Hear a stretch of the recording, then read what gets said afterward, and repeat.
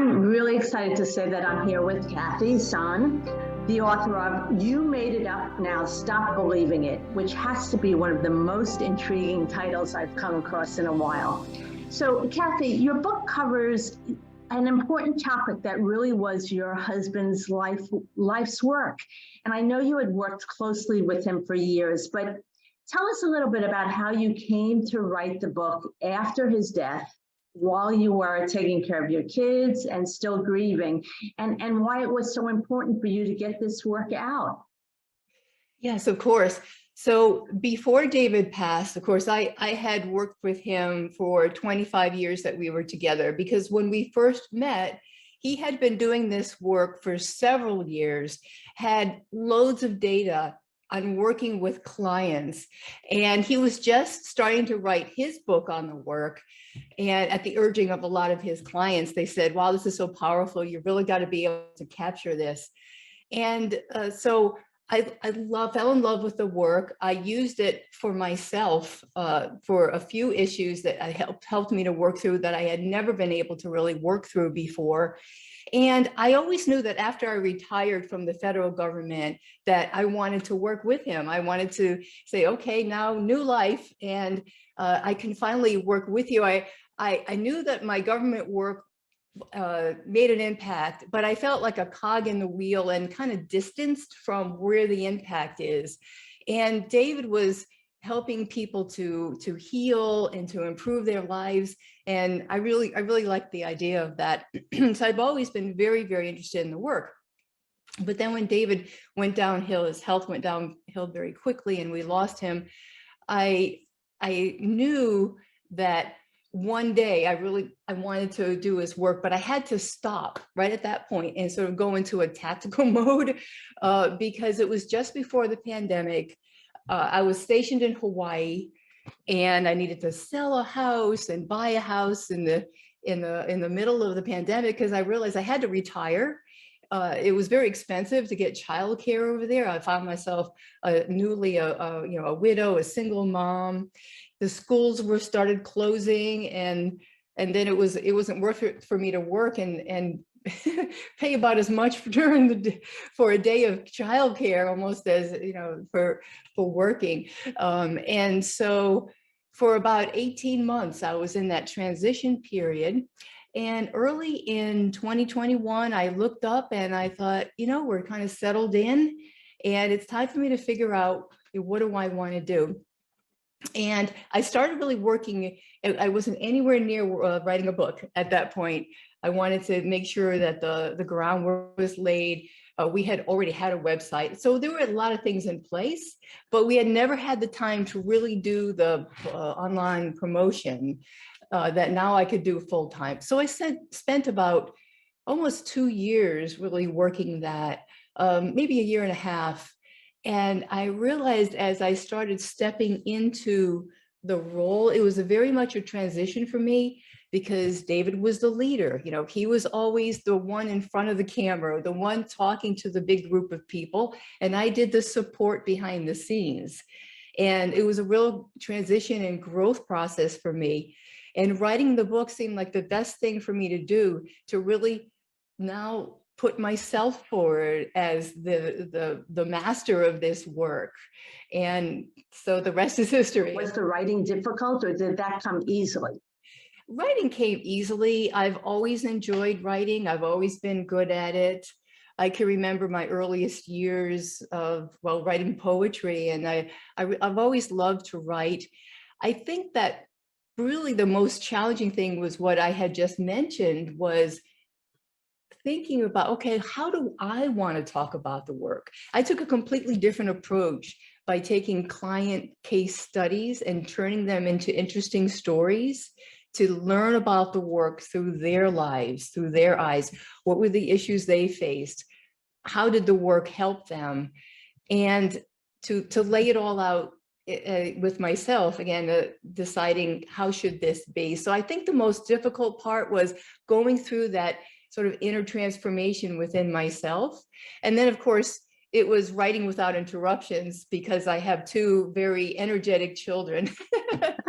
But now, what's interesting is I can see how adults who want to make some changes in their life, or may vaguely understand that something happened to them when they were much younger. I understand how the book could help them, but talk a little bit about how, let's say, a parent could use some of the book to help and work with their, particularly adolescents or teenagers, because I would imagine that a younger adult might need a little support and help along the way to understand the process. Yes, absolutely. The book would be really great, again, for an adult to work with the child, a parent, a caregiver. I think that a teenager, certainly not a young child, could understand a lot of the concepts, the fundamentals that I bring out in the book. However, a caregiver would have all the tools that they need to help a young person. Let's talk about teens first. In the book, I talk about childhood beliefs and how they largely impact our self-identity. And if you think of a teenager perhaps having a trouble, let's talk about a teenager having trouble with being bullied, and then we'll talk a moment about a child who is a bully. So if you have a child who's being bullied, they might have a belief in there about everybody picks on me. There might have been something that happened to them early on, again, a very emotional event.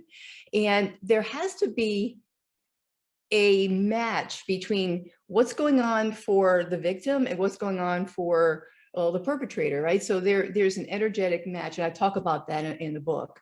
So the belief from the child and the belief of the person who was bullying them, they need to, that's why they're in each other's space, right? And that's all happening. And so the parent or the caregiver would be able to have the tools to sit down and get to those underlying causes of why the child is pretty much attracting that experience into their lives. And then the person who is doing the bullying could have someone work with them, because perhaps they have a belief that in order to feel powerful, they feel like they need to have power over someone else. They could have been something that went on in their life that put them in that position. And so it can really help everyone in whatever they're facing. But what about someone who's skeptical a little bit about, someone might say, oh yeah, this happened to me, when I was 5 years old, but I'm now 40. Why should I understand it? Why do I have to understand what happened? And is it still really affecting me? Surely you must have had some clients who perhaps initially said, why do I have to go back and really understand what happened so long ago?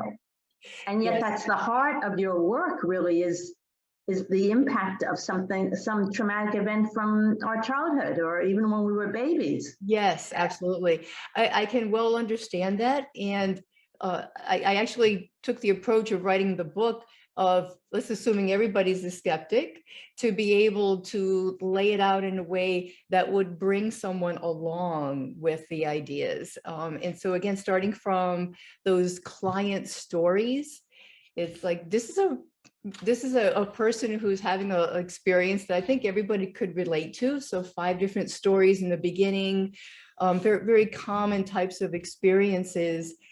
And so the reader can kind of go, okay, I can see how that can happen. And then through the dialogue in the chapters of not only what was going on with them, but then some underlying concepts of how this all comes about will bring the reader along. Because again, yes, if someone's never been exposed to even the idea of the body of being an energy system, that might be new to a lot of people, and they will get brought along in reading the book and with all of these concepts, and I think very well understand how this works. So what would you say is the 1 or 2 most important takeaways from the book, particularly for someone who really has never been exposed to this approach and your theories? I think first and foremost is to turn within for answers to anything. If there's anything going on that is not working well in your life, impact your health, your finances, relationships, your career. It's very easy to try to blame, circumstances, people, events for what's going on. And I always encourage people to step back and say, there must be an answer, within me, like what is going on. So that's really where the premise, where this all begins, is this is about something that's going on within you. And David used to say, the bad news is you made it up and now all this is going on. But the good news is you made it up, because that means you can make up something new. And so, the big takeaways from the book are, turn within for answers. The beliefs are what help to shape our reality. So it all, learn about, discover what beliefs you have that started largely very early in life, because that's when we're building our programs, as Dr. Bruce Lipton talks about, we build our programs before we're 7 years old. How do we survive in this world? How do we get love? And just know that, it can be changed. And when we change ourselves, we can become a more powerful influence in the world, on the world around us. Oh, I don't think I could have said that better. Being able to change yourself and then impacting others. This is a really important book. Again, I encourage everybody who hasn't already read it to read it. You made it up. Now stop believing it. Thank you very much, Kathi. Thank you, Debbie.